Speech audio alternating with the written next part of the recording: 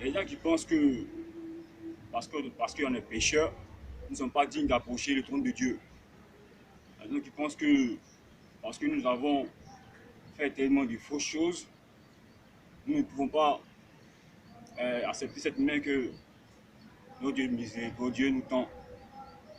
Donc, en ce jour, nous allons détailler, parler un peu de la spiritualité, le péché, Dieu et le péché devant l'homme. D'abord, le péché, qu'est-ce que c'est le péché? C'est quoi le péché? D'où provient ce mot péché?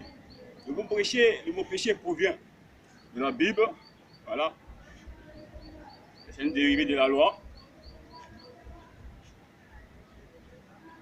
Ce mot est utilisé pour donner apparence à l'acte, c'est-à-dire quand quelqu'un, euh, quand une personne, quand une personne va à l'encontre d'une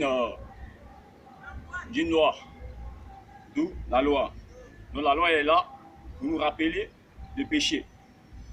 Voilà, donc Dieu et le péché.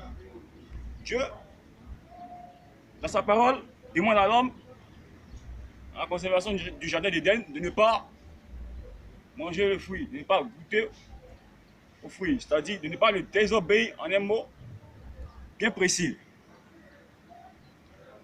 Mais l'homme, après avoir désobéi à Dieu, se met dans un état d'impureté parce que Dieu il est pur. Dieu c'est la vérité. Il ne peut pas mentir à Dieu.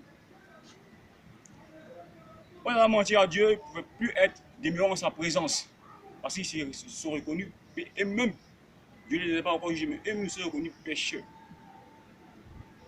Et voilà que Dieu les chassa du jardin d'Éden, d'où ils se proliféreront, vont commencer à se multiplier et envahir aujourd'hui le monde que nous voyons, que nous connaissons.